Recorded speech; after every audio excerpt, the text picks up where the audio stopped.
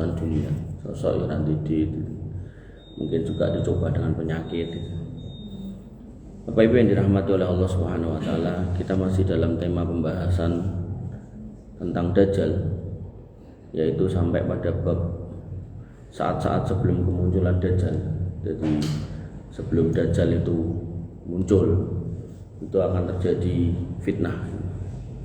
Fitnah itu nenek kita orang Indonesia ngerti ini fitnah itu difitnah. Jadi orang lain mengatakan sesuatu sehingga kita berantem dengan orang lain, diadu, difitnah gitu kan. Tapi fitnah itu juga punya makna yang lain, yaitu munculnya kerusuhan. Fitnah itu bisa kerusuhan, atau fitnah itu bisa bermakna kerancuan, bisa juga bermakna keruwetan, tergantung konteksnya. Nah, maka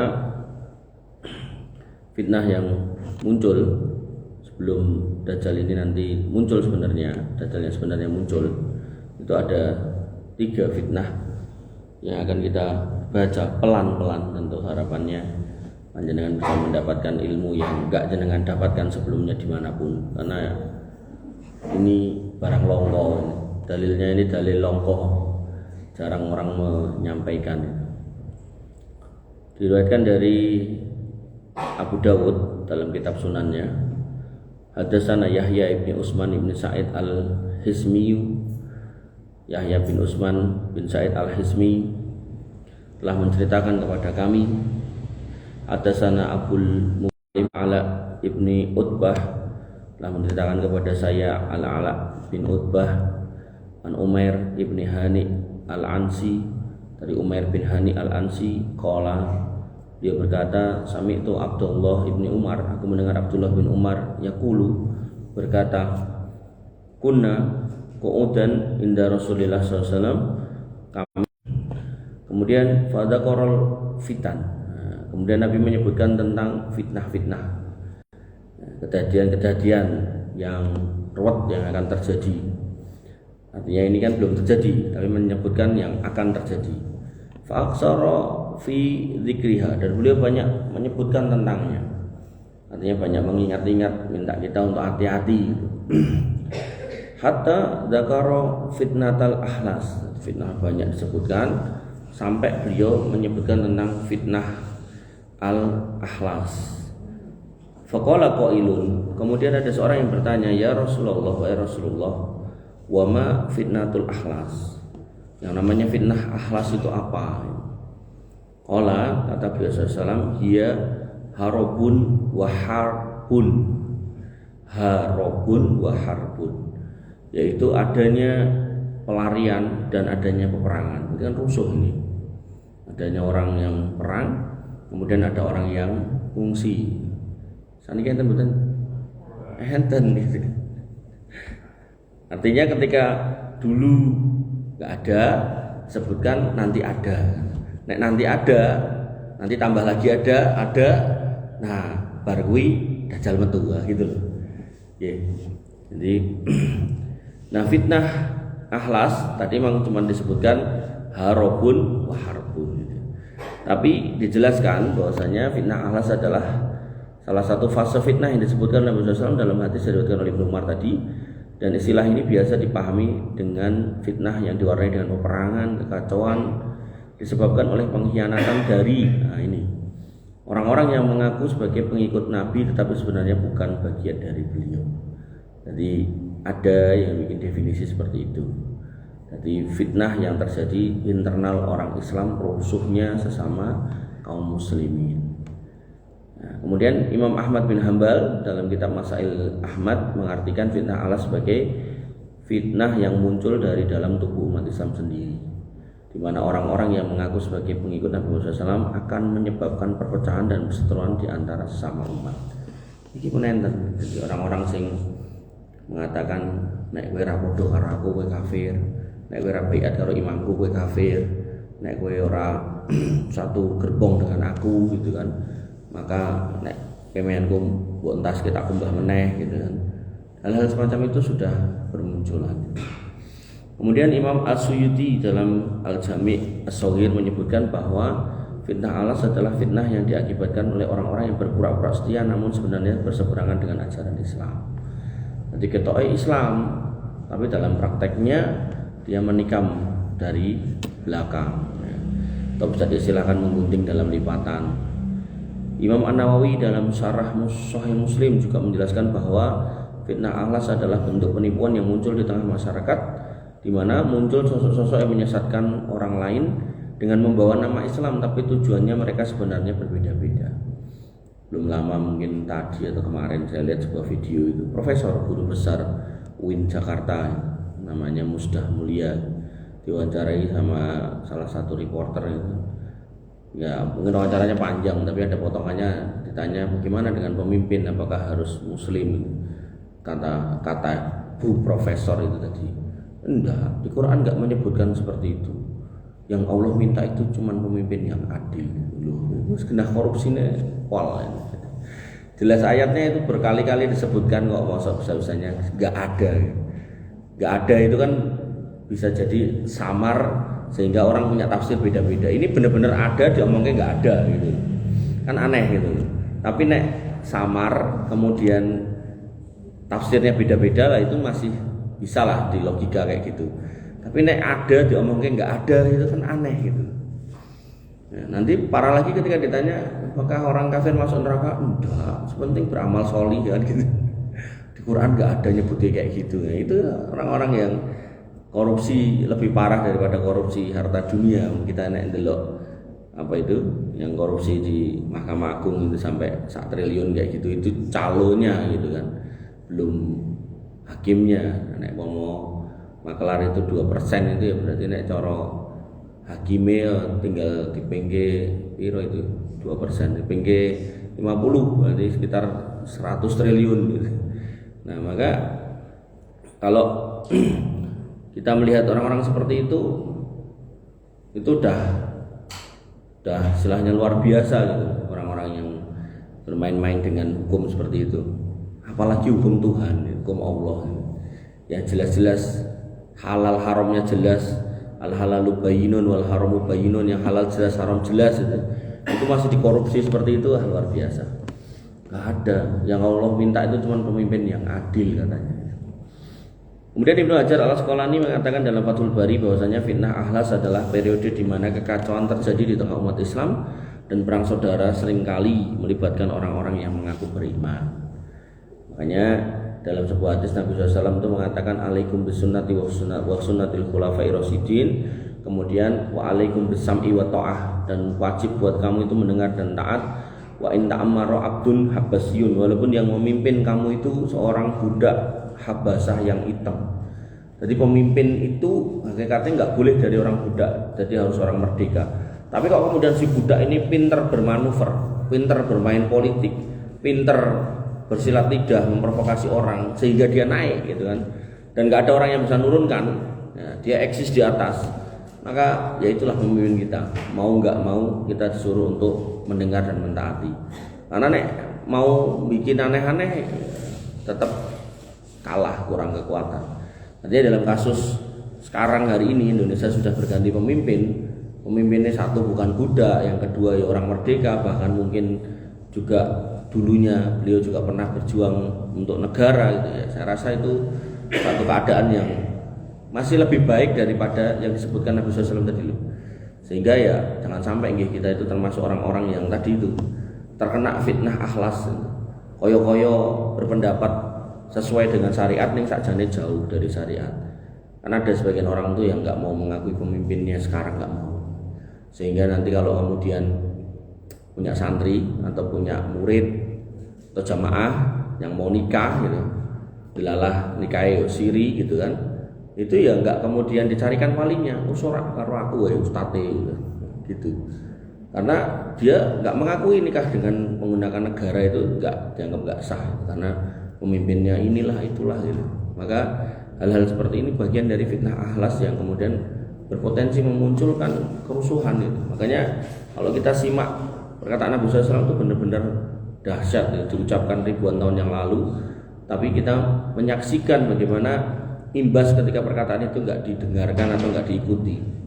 Orang-orang yang kemudian mencabut ketaatan kepada pemimpin, kemudian menganggap pemimpin yang terbaik itu yang sholih, yang kayak nabi gitu, padahal nek digoleki nganti mlebu gua ngendi wae ya ora bakal ketemu gitu kan. Enggak ada, jenengan mau nyari di mana juga ketemu gitu. Kalaupun ketemu, belum tentu seorang ustadz, seorang kiai, seorang sholih, seorang alim itu belum tentu punya kemampuan untuk memimpin gitu. Artinya kalau zaman dulu tuh yang namanya ulil amri itu ya kayak nabi dan khulafaur rasyidin itu memang yang paling ideal. Bisa pemerintahan, kemudian ngerti hukum agama semuanya, bahkan menjadi rujukan. Makanya Nabi sampai mengatakan alaikum bisunnati wa sunnatil khulafair rasyidin. Tapi makin ke sini yang namanya ulil amri itu tetap dibagi dua, Pak. Yang satu adalah yang memegang pemerintahan, yang satu memegang urusan agama. Makanya kalau kemudian pemerintah kita ini masih mau ngobrol sama orang-orang MUI, masih mau sowan ke kiai gitu kan, itu masih alhamdulillah gitu ya, tinggal ditungake muga-muga sing diparani mboten sing aneh-aneh kan gitu. Nah, maka ketika kemudian ada orang-orang yang berutopia, ngimpi ya, dengan alam mimpinya bahwasanya pemimpin yang ideal kayak nabi itu susah nemukannya. Kalaupun ada orang yang solih seperti itu, belum tentu mampu memimpin gitu kan. Belum tentu punya skill memimpin. Makanya termasuk fitnah yang besar ini yaitu tadi fitnah terkait dengan perpolitikan. Yang itu terjadi secara internal kan, bagaimana orang itu bisa gontok-gontokan, bahkan bisa bunuh-bunuhan gitu kan. Beda partai bisa bunuh-bunuhan itu. Nauzubillah itu. Bapak Ibu yang dirahmati oleh Allah Subhanahu wa taala. Sehingga kesimpulannya fitnah akhlas adalah gambaran tentang bahaya yang datang dari dalam umat Islam itu sendiri, dan diakui oleh para ulama sebagai bentuk pengkhianatan terhadap ajaran Islam. Dan pentingnya memahami fitnah ini untuk menjaga kesatuan, keharmonisan di dalam masyarakat Islam, serta waspada terhadap orang-orang yang mengaku sebagai pembela Islam tapi justru membawa kerusakan di dalam agama. Jadi jangan sampai kemudian kita silau dengan tampilan seseorang, pokoknya nggak nganggo sorban, agar gelar iki, pokoknya kena mesti bener. Boten, harus cek gitu. Makanya Imam Malik itu pernah duding makam Nabi, beliau mengatakan tidak ada orang di kolong langit ini yang setiap ucapannya harus diikuti kecuali orang ini, kecuali yang sedang terbaring di makam ini gitu.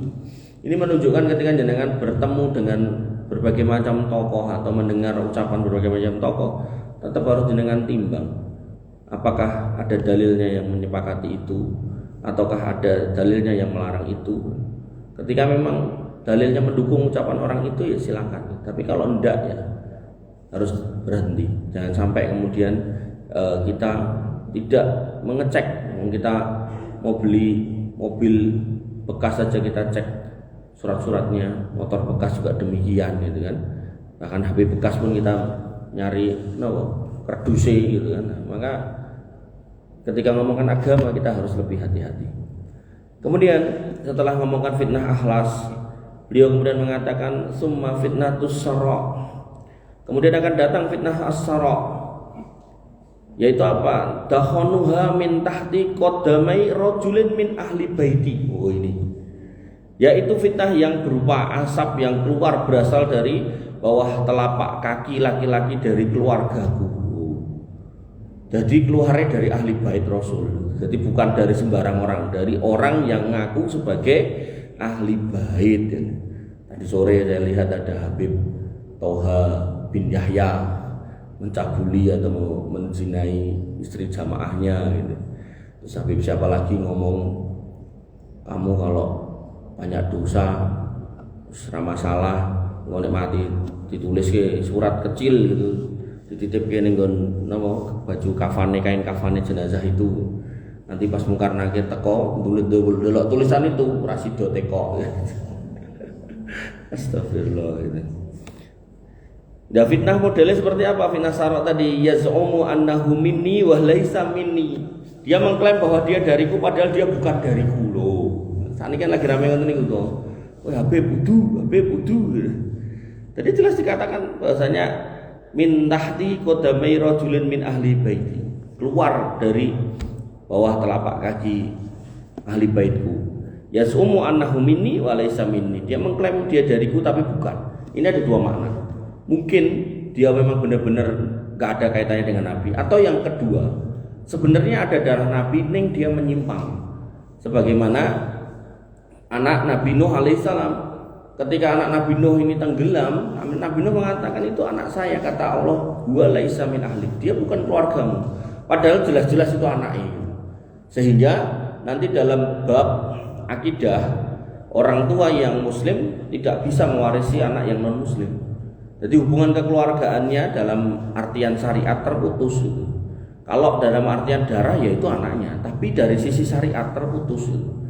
Termasuk nanti dalam bab pernikahan, anak perempuan yang Islam gak boleh dinikahkan orang tuanya yang non muslim. Kan ada bapak yang Kristen punya anak Islam itu kan, entah Islamnya karena ibu Islam jadi anak perempuan ikut ibu atau anak ini kemudian menemukan hidayah gitu kan, nah itu nggak boleh. Nah terputus. Makanya maknanya bisa dua di sini. Yaz'umu annahu minni wa laisa minni. Dia mengklaim bahwa dia dariku padahal dia bukan dariku. Kayak tadi di awal saya bilang, insya Allah dengan jarang atau mungkin bisa jadi nggak pernah dengar ini. Wa innama auliya ilmu takun. Nah ini pernah kita bahas wali-wali Allah. Di sini Nabi tegaskan para waliku adalah yang bertakwa. Dan asas takwa yang paling asas tauhid. Jadi kalau kemudian ngeklaim sebagai anaknya Nabi, cucunya Nabi, keturunan Nabi, tapi kok menyponsori kesyirikan, nah, laisa minni, bukan keturunanku. Jadi bukan keturunan di sini bukan nggak diakoni nasabnya bukan, tapi lebih nggak diakoni keturunanku kudu ngono kuwi. Makanya nanti dalam bab tasabuh menyerupai, gitu kan? Nabi mengatakan man tasabbaha biqaumin fahuwa minhum. Siapa yang kemudian menyerupai satu kaum yang kaum ini punya ciri khas khusus dan kaum ini juga jelas-jelas berbeda agama, kata Nabi fahuwa minhum, maka dia seperti mereka. Ini bukan dikafirkan, enggak. Maksudnya ini sebuah ancaman dari Nabi SAW, jangan ikut-ikutan gitu loh. Artinya mungkin nek Natalan terus ngapunten sok enek wong tawa niku Bandung, napa rusan niku anakku itu nek kayak kuwi ketok lucu ditukokke gomule. Terus ana sing tawa topi santai gitu kan, ditukokke tinggokke. Enggak boleh dalam Islam ngoten niku. Sehingga di sini dikatakan Nabi SAW innama auliyai al-muttaqun. Yang jenenge wali-wali kuwi orang-orang bertakwa. Jadi kok nyebut wali, nyebut sebagai Habib, tapi kok mendem gitu ya serakeno gitu. Enggak boleh gitu. Jadi bukan soal nasab tapi harus soal ketakwaan. Summa yastalihun nas ala rajulin. Kemudian manusia akan bersepakat untuk memilih seorang laki-laki kawarikin ala dilain, seperti gigi pada tulang rusuk.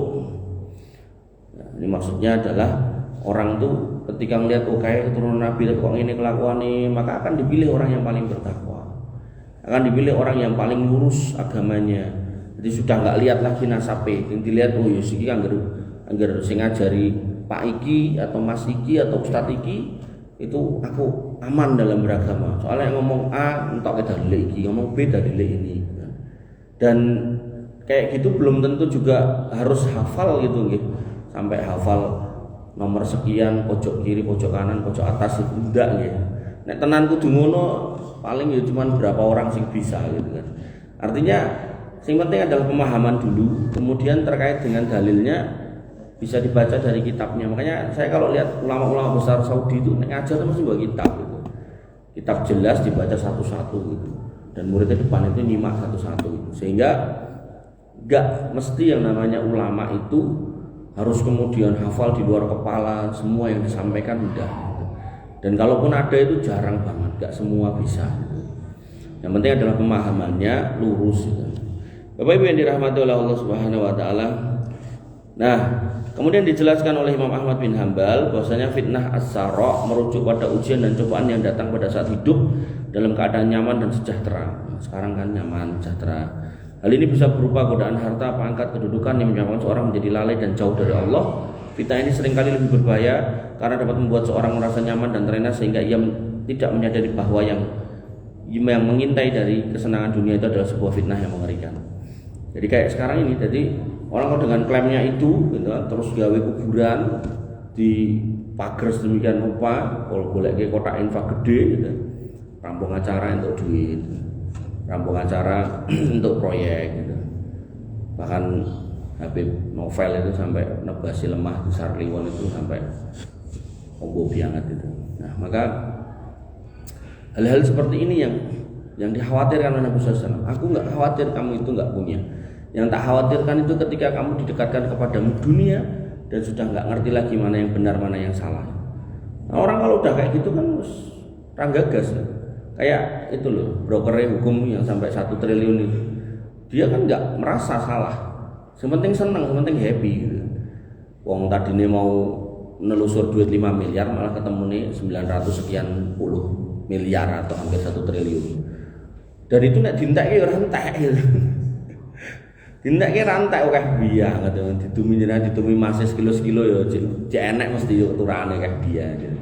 Tapi ya itulah manusia. Ya, jama'a malau adadah terus ngumpulke harta dan ngitung-ngitung terus wis semene tambahi meneh semene. Ya sabu anna malau akhlata, merasa hidupnya kekal padahal dia kan pensiunan.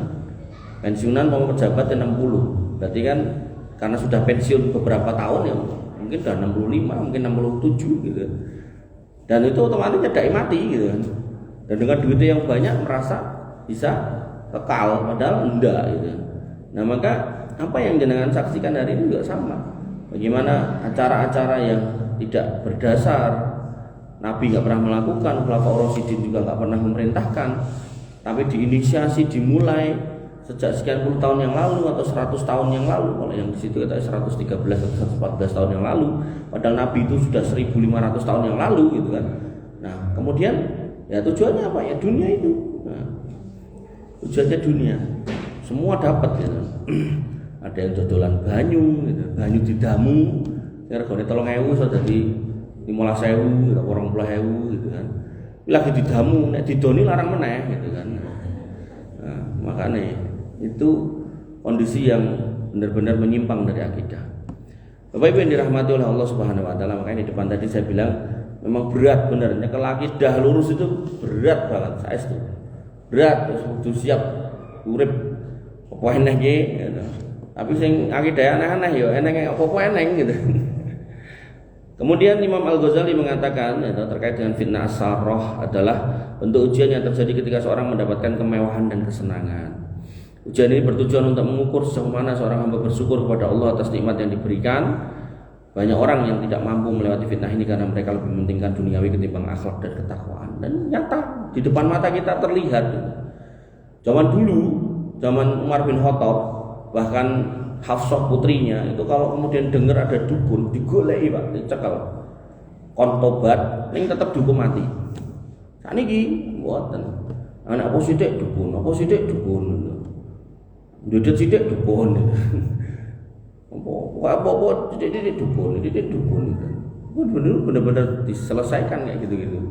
Karena memang urusan akidah bukan perkara yang sepele. Dan orang-orang yang mulai percaya seperti itu nanti puncaknya ya ketemu Dajjal mesti ngintili gitu, ngikuti. Nggak mungkin dia akan menolak Dajjal, nggak mungkin. Wong lemah. Kalau yang di Mamuju yang baru ini kan lemahnya likuifaksi, ambles gitu. Napa? Eskavatornya nyemplung dan lemah. Dajjal mboten sing wis nyemplung niku ditokke gitu. Padahal iki ngetokke eskavator siji diaret-eret ngono angele ra karu-karuan. Karena abot Mas, nggih abot. Justru karena abot itu Dajjal sering ngetokke pakai tangan unggah gitu bisa gitu. Makanya orang-orang yang tadi itu merasa wis kesel urip dadi wong ra duwe gitu kan. Alah wis akidah melencong sithik ra apa-apa anggap dedet ya. Ampun gitu. Artinya memang benar-benar para ulama itu mengatakan megang keyakinan yang lurus itu di akhir zaman itu kayak ngegem mawa. Kayak ngegem mawa kudu tetek memang gitu. Nah, orang tetek ya wis ra tutup gitu. Bapak yang dirahmati oleh Allah Subhanahu wa taala, Ibnu Katsir juga mengatakan yang serupa adalah kondisi di mana seorang mengalami kesenangan hidup yang seringkali membuatnya lupa akan kewajiban kepada Tuhannya. Fitnah ini dapat menyebabkan seorang terjerumus ke dalam kesyirikan. Langsung disebut kesyirikan. Jadi enggak cuma kemaksiatan iya. Nek kemaksiatan ini mau limo itu, tapi langsung disebut yang pertama kesyirikan. Dan itu fitnah yang paling mengerikan ketika orang sudah cemplung kesyirikan dan sampai dia nggak sadar itu dosa besar yang paling besar, terus mati ngomong nggak pahala sholat, poso, haji, umroh, serah kanggo kabeh karena udah permainannya udah kesyirikan gitu ya. Maka Kemudian dikatakan oleh beliau atau kemaksiatan karena ketika merasakan kemewahan ia cenderung merasa tidak butuh pada Allah Subhanahu wa taala. Tafsir Ibnu Katsir. Kemudian Imam At-Tabari juga mengatakan hal yang serupa. Fitnah sarah adalah tantangan yang muncul dari kehidupan yang nyaman, di mana ujian ini berfungsi untuk menguji keimanan seorang, dan ia menggarisbawahi bahwa para nabi dan rasul juga menghadapi fitnah ini tetapi tetap teguh dalam keimanan mereka meskipun dihadapkan dalam berbagai bentuk kemewahan. Sehingga kalau panjenengan pernah dengar atau pernah baca bagaimana Nabi Muhammad SAW di awal berdakwah itu sampai diparani orang-orang Quraisy ditawari 3 hal. Harta tahta wanita singkatnya ngoten, tapi bahasanya mboten ngoten. Muhammad, kowe mandek kok sangka dakwah. Kowe nek pengen bondo tak kei bondo sing paling istimewa sangka ngene wong Arab. Nek kowe pengen wong wedok tak goleke wong wedok Arab sing paling ayu, pokoke kowe ayu dhewe bojomu. Nek kowe pengen kedudukan langsung dadekke rajane wong Arab. Wis pilih di siji di antara telu. Ning lereno sangka dakwahmu. Dakwahmu sudah mengancam eksistensi Tuhan-Tuhan kami. Nah, kata Nabi Muhammad SAW, lau wadok tasamsa fil yamini wal qamara fil yasari, nek nganti kowe sanggup dekek matahari ning tangan-tanganku, apa bulan ning tangan kiwaku, aku ora bakal mandek saka dakwah iki sampai dakwah iki sing menang apa aku sing ajur. Itu sebuah statement tegas bahwa Nabi SAW enggak mempedulikan apapun tentang dirinya dan kehidupannya, dan tidak mempedulikan dengan kesenangan dunia, tapi yang beliau pedulikan adalah piye carane mereka itu mendapat hidayah, dan alhamdulillah hidayah itu sampai ke kita. Makanya kita cuma diminta berterima kasih kepada manusia, la yazkurullah man la yazkurun nas. Syukur kita kepada Allah itu enggak sempurna kalau kita enggak bisa berterima kasih kepada orang yang menjadi wasilahnya. Nah, itu caranya apa? Ketika kita bersyukur tentang keimanan, kita banyak-banyak bersolawat kepada Nabi SAW. Dan solawat juga bukan harus gawa niko, boten kudu ning panggung, kudu nyewa Habib, boten. Jenengan kalih jumeneng alhamdulillah aku dadi wong Islam, Allahumma sholli ala Muhammad. Boten pun sah, pun sae. Atau mungkin kalih nenggo sinten ngoten Allahumma sholli ala Muhammad, Allahumma sholli ala Sayyidina Muhammad. Gitu dah. Gak usah dadak nyewa ketok ke 50 juta, 100 juta. Nek orang sholawatan ngono kae ora afdol, boten, langsung aja. Bapak Ibu yang dirahmati oleh Allah Subhanahu wa taala, Imam Syafi'i juga mengatakan hal yang serupa, yaitu fitnah as-sarrah, yaitu terjerumusnya seorang dalam kesombongan, kebanggaan terhadap harta dan status. Karena kan ngoten to. Jadi peh anake wong sugih, atau mateni wong, hakim itu suap, akhirnya dibebaske, naik banding cuma dihukum 5 tahun. Jaksane gedek-gedek, semua alat bukti udah kami hadirkan, kok iso bebas gitu kan. Alasannya hakim yang bebaske ini alasannya karena dia membawa korban ke rumah sakit, berusaha menolong, dibebaske. Padahal jelas niku wis digebuki, dipelides mobile gitu kan. Apa nek terus nulungi terus jadi beres gitu. Apa nek wong napa istilahnya baca uang terus ditulungi gitu, terus baru bebas, nek ngono lah kabeh do ra karo-karoan gitu. Dan ternyata memang benar gitu kan. Dan dia merasa hartanya itu bisa membeli segala sesuatu. Yeah.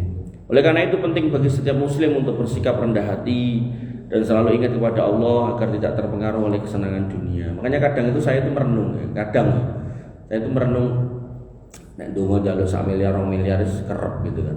Nek kok ora tau nyekel gitu kan. Oh, mungkin ngekekine ora langsung. Mungkin kekine 10 juta ben kita itu ndonga lagi, dikekine 20 juta ndonga lagi gitu loh. Jadi Allah itu saking sayangnya sama kita itu sampai napa istilahnya dientul gitu loh. Coba misal dikei langsung 10 miliar ngono. Lah wis. Sesuk langsung WA Pak Tamrin. Pak Tamrin kula libur 2 bulan gitu. Meh halan-halan gitu. Ya, kayak itu mungkin perlu kita renungkan loh Pak Bu. Bagaimana kemudian Allah itu sayang sama kita sehingga Allah kemudian tetapkan hati kita di tempat ini, walaupun mungkin yo mangan saenenge, walaupun mungkin yo hidup sak tekane gitu kan, tidak berlebihan gitu kan. Maka ketika panjenengan nyuwun silakan nyuwun sak pol-pole, tapi pada akhirnya apapun yang kita terima itu tetap yang terbaik dari Allah Subhanahu wa taala. Makanya kadang ada orang tuh yang jane Gus dikai penak karo Gusti Allah, tapi enggak pernah kemudian berusaha untuk melihat oh iki nikmat dari Allah. Enenge mung kurang wae. Makanya Nabi kan mengatakan unduru ila man huwa asfala minkum. Deloke medhuk gitu loh, aja dangah gitu. Allah tajharu nikmatallahi alaikum, agar kamu tuh bisa bersyukur atas nikmat Allah yang kamu terima. Kita naik sepeda, alhamdulillah tonggoku mlaku. Kita masih jalan, alhamdulillah tonggoku pakai krep gitu. Sampai di beberapa masjid itu ada ibu-ibu, saya nemoni 2 atau 3, 2 kalau nggak salah. 2. Jadi bawa kursi roda niku Pak, mboten ditumpaki, mboten disuruh anake. Dhek sing nyuruh kursi roda ben iso mlaku. Apa itu latihan jalan mboten mau jangan naik tuwek itu. Jadi mau bener-bener itu dijadikan cara agar dia bisa jalan ke masjid untuk kajian itu. Makanya saya bayang aja nanti nek saya sepuh kayak panjenengan kira-kira iso ngisi pengajian nek sing gledek apa ora. Mau malah harta cilik jongkrok kayak gitu. Artinya kita kalau melihat kayak gitu-gitu tuh banyak bersyukur gitu Pak. Ada kemarin bapak itu bongkok gitu mau naik sepeda gitu nggak beronjong, jagung ini dijual bagaimana gitu tulisannya, dan beronjong ini gitu luar biasa perjuangannya itu. Makanya ketika kita tidak mengalami kondisi-kondisi seperti itu ya banyak-banyaklah kita bersyukur atas nikmat Allah Subhanahu wa taala. Sebaliknya ketika kita diberikan nikmat yang sangat banyak, jangan sampai kita kufur kayak Qarun, kufur kayak Firaun dan seterusnya. Bapak Ibu yang dirahmati oleh Allah Subhanahu wa taala, sehingga kesimpulannya fitnah sarrah adalah merujuk pada ujian yang muncul ketika seorang berada di atas kesejahteraan dan kenyamanan. Ujian ini menuntut individu untuk terus bersabar, bersyukur, tidak terlena dengan kesenangan dunia agar tidak menjauh dari jalan Allah. Ulama-ulama Ahlus Sunnah sepakat bahwa fitnah ini memiliki potensi untuk menjauhkan seorang dari ketakwaan, sehingga perlu dihadapi dengan kesadaran dan pengingat akan tanggung jawab kepada Allah Subhanahu wa taala. Apalagi yang pegawai. Gawe misal sekarang nompornya sebulan 10 juta luwe gitu kan. Nanti begitu pensiun nompornya langsung setengahnya kurang malah. Biasanya urip pena dan tiba-tiba kok listriknya kita abot itu lagi bayar gitu kan. Biasanya omahe kencar-kencar urip kabeh terus akhirnya saiki wis diuripe sak perlune gitu. Enggak apa-apa, memang itu dinamika hidup. Bapak Ibu yang dirahmati oleh Allah Subhanahu wa taala, fitnah ketiga, summa fitnatu ad-duhaima, yaitu fitnah duhaima. La tada'u ahadan min hadhil ummah, yang tidak akan membiarkan seorang pun dari umat ini illa latomathu latmatan, kecuali ia akan dipukul dengan pukulan. Fa idza kilang qaddat tamadat, jika dikatakan bahwa itu telah berakhir maka ia akan terus berlangsung terus menerus. Jadi fitnah di sini yang ketiga yaitu fitnah duhaima, yaitu fitnah yang membuat orang Islam itu mendapatkan pukulan-pukulan yang lumayan antep. Dan dijelaskan oleh para ulama, Imam An-Nawawi mengatakan fitnah duhaima adalah fitnah yang sangat gelap dan tidak dapat dipahami dengan baik. Ia menggambarkan fitnah ini sebagai masa di mana umat akan mengalami kesulitan dalam membedakan antara kebenaran dan kebatilan. Tadi yang tak bilang tadi depan tadi, Profesor Musdah Mulia omongannya kayak gitu, tadi profesor guru besar, mahasiswa S3 domoro nyeluk tanda tangan gitu kan, untuk melegalkan disertasinya supaya lulus. Kebayang toh nanti nek jadi dokter-dokter itu nek gurune kayak ngono terus piye gitu kan. Dokter-dokternya itu loh gitu. Makanya saya ada beberapa kampus itu yang saya ambil tafsir di situ. Tapi isinya dokter-dokternya kayak gitu. Jadi saya terus males sebenarnya ra lulus ra apa. Jadi kayak kita tuh kayak enggak bangga gitu lulus dari tempat itu. Karena isinya orang-orang liberal kayak gitu. Ya. Kemudian yang kedua dari Imam Ibnu Hajar Al-Asqalani, beliau mengatakan bahwasanya fitnah duhaima adalah masa di mana fitnah datang tanpa henti, membuat seorang yang awalnya beriman bisa berbalik menjadi kafir, dan ini adalah salah satu tanda dekatnya hari kiamat. Orang yang benar-benar orang yang beriman itu dicoba sedemikian rupa sampai akhirnya mentok, akhirnya pilih kafir itu. Alhamdulillah. Kemudian yang ketiga, Imam Al-Mawardi mengatakan fitnah duhaima adalah fitnah yang menyebabkan kebingungan di kalangan masyarakat. Dia menyatakan bahwa di masa itu banyak orang akan terpengaruh oleh propaganda dan kebohongan yang menyebar di masyarakat, membuat mereka kesulitan dalam memilih jalan yang benar, benar-benar gelap. Kemudian ada juga dari Imam At-Tabari, dia mengatakan fitnah duhaima adalah ujian yang akan datang kepada umat Islam, yang akan menguji keimanan mereka. Ujian ini disebut sebagai gelap karena banyaknya kebohongan yang menyelimuti kebenaran. Sampai ada kata-kata saiki nek ora riba apa ya iso di omah, gitu-gitu loh. Jadi ketika saya pernah ketemu temen ngaji, temen ngaji itu ya saya nggak ngomong kalau saya sering ceramah soal riba. Dia menceritakan, Ustaz saya ini ceramah riba haram gitu. Tapi yo terus tak tekoki, yo wis nek riba haram, tak iki aku tak ngutang ning kowe tak sora gitu kan. Lho nek kabeh ustaz digitukan yo ora nek ustaz sing sanggup lah gitu kan. Ya. Misal jenengan wong 5 aja jeng tuku omah kula sing nukokke ndak repot. Artinya ketika seorang dai itu ya tugasnya menyampaikan. Soal kemudian ada dinamika tentang kepemilikan itu yang menjadi kesulitan buat panjenengan, yaitu bagian dari ujian keimanan, jangan dibalik gitu. Ada juga orang yang ngomong, "Bu anaknya dikudung ibu," gitu. Malah kudungan gitu. Wong iki udah rong payu-payu malah kudungan. Bahasa-bahasa ngoten niku lho, sering gitu saya tuh denger itu. Kok leren ning main gitu. Mainnya ono yaene we ra omah apa meneh lerem gitu. Ya, jadi sampai orang itu sampai menganggap perkara-perkara yang harusnya ditinggalkan itu menganggap baik. Niki pengajian niki sini anggaplah niki piyai 50 ngoten. Nah niku nek pas nonton nopo niku konser-konser nopo ribuan orang ngumpul. Bahkan dan ngajeng balai kota niku udan ngoten tetap ditonton. Videotron yang gede niku nonton bulan. Nah, artinya orang pada masa itu tuh sampai angel gitu loh, membedakan di sing apik di sing elek. Sing gak gaul dianggap elek, padahal gaul yang dimaksud gaul yang jelek gitu. Juga karo kae ora gaul saiki. Lah gaulmu maksudnya apa? Wis ra gelem mendem bareng gitu. Loh. Ya ora gelem mendem bareng itu malah apik gitu. Nah, tapi biar dia konco kemendem loh. Ya biyen kan leren gitu kan. Nah, seperti itu tuh ya banyak sekarang tuh. Iya. Makanya kalau istri-istri zaman dulu itu pesan ke suaminya, ya nahnu kaumun, kami ini kaum yang nasbiru alal ju, bisa sabar dari rasa lapar, wala nasbiru alan nar, dan tapi kami nggak bisa sabar dari panasnya api neraka. Artinya istri-istri itu selalu berwasiat kepada suaminya, jangan pernah pulang bawa harta haram.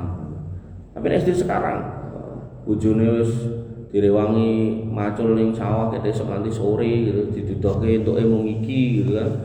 Cauri kok mung semene.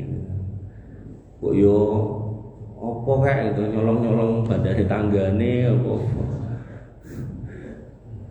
Maka ketika kita lihat kriminalitas itu tingkatnya itu akan meningkat ketika menjelang hari-hari raya. Jadi mau Idul Fitri itu malah begal-begal bertaburan gitu kan. Yang kena dicekel ya jeneng-jeneng Islam ya orang-orang Islam gitu kan. Insyaallah naudzubillah. Nggih. Bapak Ibu yang dirahmati oleh Allah Subhanahu wa taala. Kemudian Nabi mengatakan yusbihur rajulu fiha mu'minan. Seorang laki-laki akan bangun dalam keadaan beriman wa yumsi kafiron. Paginya iman, sorenya jadi kafir. Karena wis ra kuat dadi wong iman ra duwe susah uripe ra kuat dadi kafir. Hatta yasiron nasu ila fustotain, hingga manusia menjadi dua kelompok terpecah. Fustotin imanin la nifaqo fi. Kelompok pertama yaitu kelompok orang yang beriman dan tidak ada kemunafikan di dalamnya. Jadi orang-orang yang tulus pokoknya apapun yang terjadi, apa sugihkah, orakah, lorokah, sehatkah, pokoknya aku iman.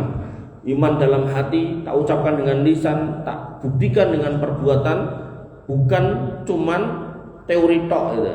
Nah, yang kedua fustotin nifakin wala imanin fi, yaitu kelompok orang munafik yang dia casingnya kelihatan kayak orang beriman, dicek KTP ini ya sama, tapi hatinya bencinya nggak karu-karuan sama orang beriman. Nek zaman dulu kebencian itu disimpan dalam hati, nek sekarang dikeluarkan dengan mulut. Makanya orang munafik sekarang oleh sebagian ulama itu diistilahkan bukan munafik tapi zindik gitu.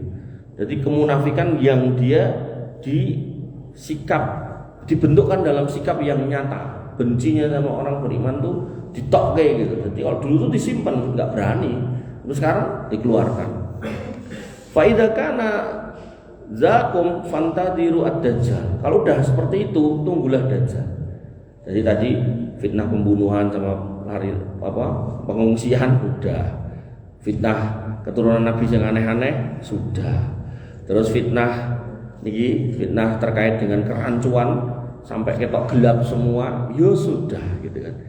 Nah, kemudian manusia terpecah jadi dua, orang beriman dan orang-orang munafik, ya sudah. Fa idza kana dzalikum fantadhiru dajjal. Nek wis itu yang terjadi, ya tunggulah dajjal datang. Mi yaumihi au min ghadihi, pada hari itu atau pada hari berikutnya. Selesai ya, untuk pada malam hari ini. Insya Allah masih bisa berlanjut dan banyak masih materinya dan akan terus saya tambahi agar kemudian kita punya pemahaman yang komplit terkait dengan Dajjal. Intinya Dajjal itu fitnah terbesar yang akan datang di akhir zaman. Maka pengantarnya itu fitnah banyak sekali. 3 tadi sudah disebutkan dan qadarullah kita juga sudah menyaksikan. Maka tentu yang harus jenengan hayati adalah ketika panjenengan sholat atau mungkin berdoa dengan benar-benar minta agar diteguhkan iman ini, jangan sampai kemudian menjadi orang munafik nopo meleh wong kafir gitu. Itu 2 yang jelek. Jadi neraka niku bakal diisi oleh jin dan manusia, dan yang kekal di situ tuh 3, yaitu orang kafir, orang munafik, dan orang musyrik. Adapun orang beriman yang berdosa dikeluarkan, masukkan surga. Adapun orang beriman yang bertakwa, gak usah ke situ, bablas masuk surga. Maka pilihannya ya kita menjadi orang beriman yang bertakwa. Wallahu ta'ala alam. Kurang lebihnya saya mohon maaf. Alafu minkum subhanakallahumma bihamdika asyhadu an la ilaha illa anta astaghfiruka wa atubu ilaik. Assalamualaikum warahmatullahi wabarakatuh.